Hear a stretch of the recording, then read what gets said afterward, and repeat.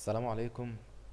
ازيكم يا جماعة؟ معكم احمد امين، وده الفيديو الخامس من الفيديوهات بتاعة ال HTML. طيب النهاردة هنتكلم عن ايه؟ النهاردة هنتكلم عن التكستنج تاجز. التكستنج تاجز بكل اختصار احنا اتكلمنا كمقدمة عن الموضوع في الهيدنجز اللي هي الهيدنج تاجز، وكمان ذكرنا معاها في نفس الفيديو ذكرنا البي تاج اللي هي اول حاجة هنا موجودة. طيب احنا في انواع كتير جدا من الحاجات اللي بنقدر او وسوم او خلينا نقول التاجز او الاليمنتس اللي نقدر نكتب جواهم تكست بالاشكال اللي احنا عايزينها. وهنشوف الموضوع ده من خلال كل اللي انا كاتبهم دول او التاجز اللي انا كاتبهم دول. في ممكن يكون تاني الله اعلم، انا كده كده محضر التاجز دي مع تشات جي بي تي. حاولت ان انا اكتب كل اللي انا فاكرهم، وفي حاجات مش فاكرهم بصراحة. يعني مثلا انا كنتش بستخدم دول خالص، فهو كتبهم لي فقلت له ليه لا. دي ما كنتش بستخدمها كده يعني، خلاص. ده كمان خلاص. فبالتالي انا جاي النهارده هنتكلم عن التاجز دي، وهنشوف الموست كومن يوز بتاعتها ايه او الحاجات اللي بنستخدمها فيها ايه، ونجرب كل حاجه. طيب قبل بس ما نبتدي، احنا كنا كل مره في كل فيديو من الفيديوهات اللي فاتت كنا بنكتب HTML تاج بايدينا، وبنكتب جواها الهيد، كمان البادي كنا بنطلع كده، وبعدين بنكتب البودي بايدينا، وبعدين كنا بنكتب جوه الهيد تايتل مثلا، وجوه البودي مثلا لو عايزين نكتب H1، وبعد ال H1 عايزين نكتب P، وبعد ال P عايزين نكتب مثلا نعمل div مثلا، و لا لا لا، احنا عندنا حاجة روشة في ال VS Code. احنا بس مجرد ما هنكتب HTML فهو هيخيرنا. طبعا اول اختيار ده اللي هيكتب لنا التاج، واحنا مش عايزين كده خلاص. طب نعمل ايه؟ عايزين نكتب HTML، لا مؤاخذة HTML، ونختار HTML الفيرجن الخامس اللي احنا شغالين عليه، اللي احنا اتكلمنا عنه هو الفرق ما بينه وما بين الفيرجن الرابع، وان احنا بنستخدم دلوقتي الموست ابديتد HTML فيرجن. خلاص هنعمل كده وبوم، كل حاجة اتكريتت، كل حاجة ظبطت. هو بس التايتل بيتكتب كديفولت باسم دوكيمنت. لو احنا عايزين نغيره، وليكن مثلا عايز اكتب احمد امين كاسم يعني، وبنعمل سيف، وبعدين بنروح هناك نعمل ريفرش. عملنا ريفرش، التايتل اتغير احمد امين.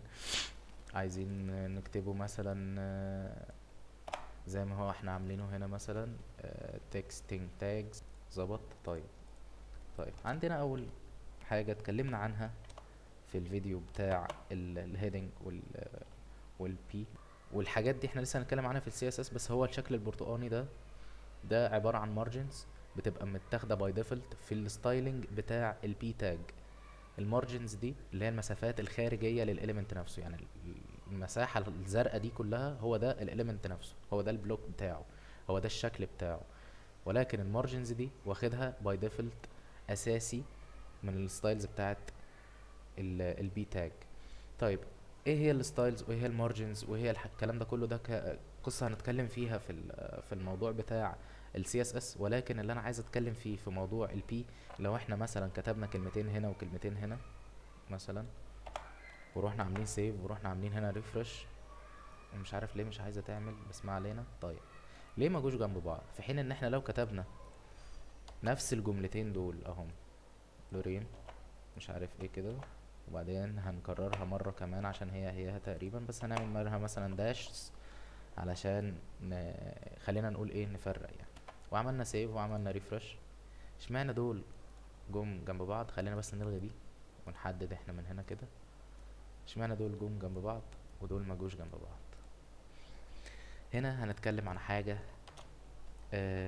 يعني برضو دي في السي اس اس في الستايلينج، ولكن في حاجة اسمها displaying. مش عارف انا كاتبها صح ولا لا بصراحة، بس يعني ما علينا.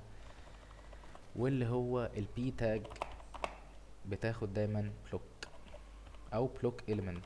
بلوك اليمنت ليه؟ علشان هي واخدة وضعية ان هي تكون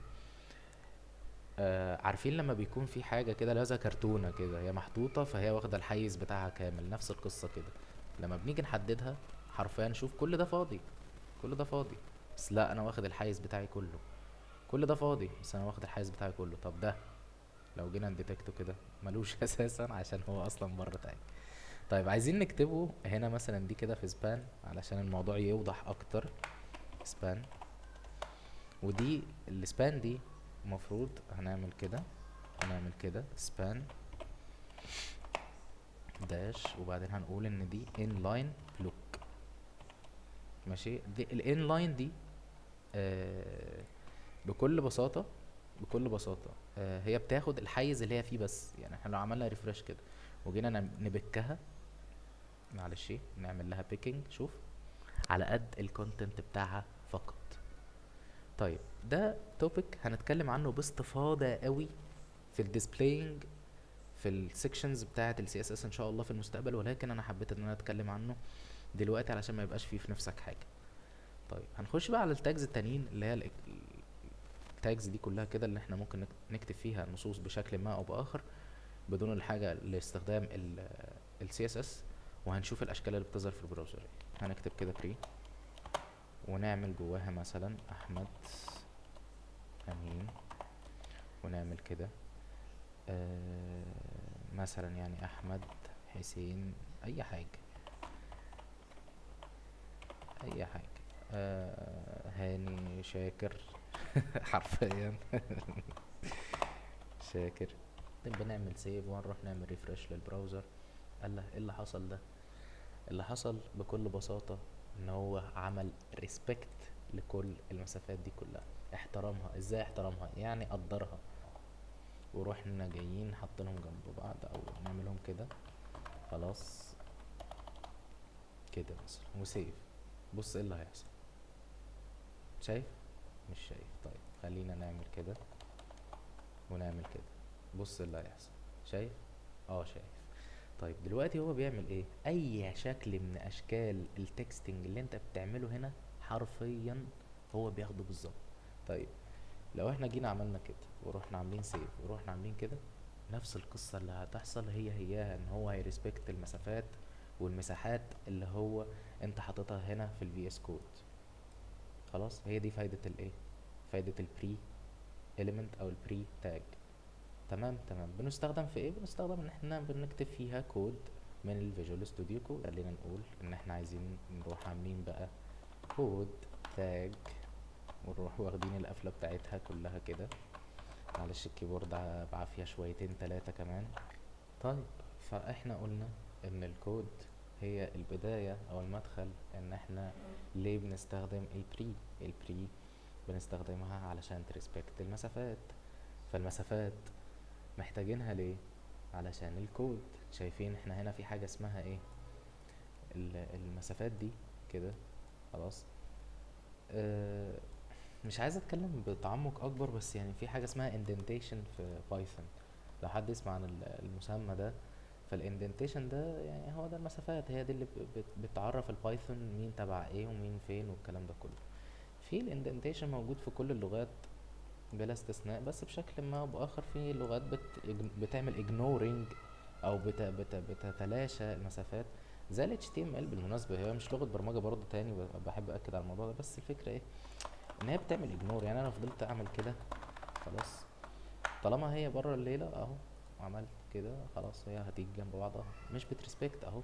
بس لو الكلام ده رحنا واخدينه كت كده كنترول اكس، ورحنا عاملين كلمة بري، ورحنا عاملين كده وكده، بص ايه اللي هيحصل على طول.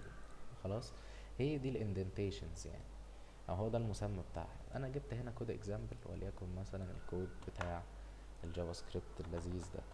خلاص خلاص. طيب احنا عايزين نعمل ايه؟ عايزين نحدد المسافات بالشكل ده علشان لما يجي يظهر في البراوزر يظهر بالشكل الجميل ده. يبقى احنا كده لحد دلوقتي خدنا البري ليه بتستخدم، خدنا الكود ليه بتستخدم وامتى. السترونج هنا يعني تشات جي بي تي الله يبارك له كاتب ايه؟ نص غامق بين قوسين مهم. مهم ليه؟ لينكد. اوه بقى هنا مميز، هنا ادينا له بولد، هنا خلينا العين تشوفه بشكل ما اوضح اهو. خلاص، يعني خليناه متشاف، هو دلوقتي متشاف. طيب ده السترونج. عندنا الاي ام، خلاص، ونقول له اي ام. ماشي، ونروح عاملين في ونسيف ونشوف. واو كده ظبطت، باين ان هي اها روشه شويتين. هو ده الاستخدام حرفيا حرفيا بتاع التاجة دي يعني. في المارك دي تحفة. ماشي، خلينا مثلا نجربها على احمد امين، يعني يبقى مايل وكمان معمول له مارك علشان يبان يعني. ماشي، يبان ازاي يا احمد؟ هتشوف دلوقتي اهو. ونعمل كده. واو، خطف الانظار. خلاص. ده هو المارك. الاستخدام بتاع الكود ده، بلوك كود ده لو انا يعني سارق كود من بره ولا حاجه، وعايز اعمل له اخلي البراوزر يتعرف عليه از كود، يعني مفيش اي حاجه غير انه ايه، لو تلاحظ في مسافه اتحطت. طيب المسافه اللي اتحطت دي عايزين نشوف شكلها اصلا. اهو بص بص بص، شايف؟ واخد مارجنز من اليمين ومن الشمال قد بعض. خلاص. والاليمنت واخد ستايلنج بشكل ما او باخر، ولكن هو ما بيضيفش كوتس او بيضيفش علامات التنصيص اللي هي ازاي شكلها، اللي هي كده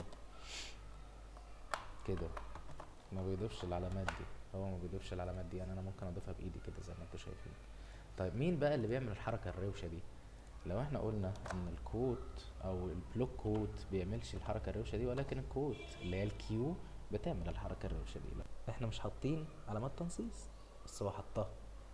خلاص، حتى مش عايز ايه يحددها. انا هشوف عمال اروح واجي مش عايز احددها ليه، لان هو حاططها بيلت بسبب ده. طب عايزين نقف عليه، ما اداش اي ستايلنج غير الموضوع ده، خدوا بالكم. خلاص، عايزين نقف عليه ونشوف اهو. خلاص، inline element عادي جدا، مخدش اي مسافات، مخدش اي margins، مخدش اي حاجه. اوكي اوكي. عايزين نجرب ال APPR سيف، ونروح نبص هناك في البراوزر. ايه ده؟ HTML. طب هنقف عليها Hypertext Markup Language. ماشي ماشي. عايزين نجرب مثلا الجافا سكريبت. هنا هنحطها جي اس. نروح عاملين سيف، نروح عاملين كده. طب جي اس اختصار ليه؟ جافا سكريبت اهو. بس هي دي فايدتها، لما بنقف على اي نص بيجيب لنا ايه هو الحوار، مين ده او ايه ده. بس كده. عندنا التاجة بتاعت سب. هناخد برضو المثال ده عشان هو اوضح مثال للموضوع. ونروح عاملين سيف، نروح نشوفه في البراوزر. معلش، عايزين نعمل بقى ايه هنا عشان الموضوع يبان. هنعمل كده ونعمل بي ار. لا مؤاخذة، نروح عاملين كده. تمام. ايه ده؟ لا، ده احنا عايزين نبينه اكتر، عايزين نعمل اتش ار. ونروح عاملين كده. كده احنا اتعلمنا حاجتين مع التالتة دي. التالتة دي لسه هنتكلم عنها دلوقتي. ال HR بتعمل لاين، فرق ما بين الكونتنت اللي قبلها والكونتنت اللي بعدها. اما البي ار بتدي سطر جديد، نيو لاين. يعني مثلا لو خدت البي ار دي وعملتها كوبي، رحت حاططها هنا وعملت سيف، جيت ابص كده، الجي اس نزلت في سطر لوحدها، وهكذا وهكذا وهكذا. طيب مين السب بكل اختصار بتدي ال ال ال ال الكلمة الأولى بتخلي فيه سب ليها للكلمة التانية.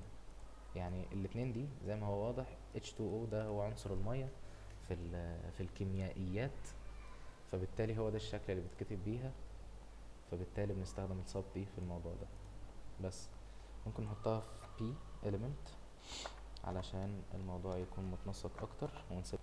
وده السب الحقيقية بقى اللي هو ايه، اكس باور 2، زد باور 9، اي حاجة. نبص اكس باور 2، لو غيرنا مثلا دي وخليناها زد، اي حاجة يعني مش شرط. دي في العمليات الحسابية عموما. طيب. عندنا الدل، ده مهم جدا. لو احنا عندنا كان في خصومات معينة مثلا على موقع ولا حاجة، فبتبان بالشكل ده، زي النهين، زي اللي مثلا على امازون. يا رب الاقي حاجة كده تكون عليها خصم ولا حاجة. مثلا نخش هنا اهو، ده كان السعر الاساسي، ودلوقتي ده السعر بتاعه، وهكذا. الاس دي كمان انا ما استخدمتهاش قبل كده، بس خلينا نشوفها.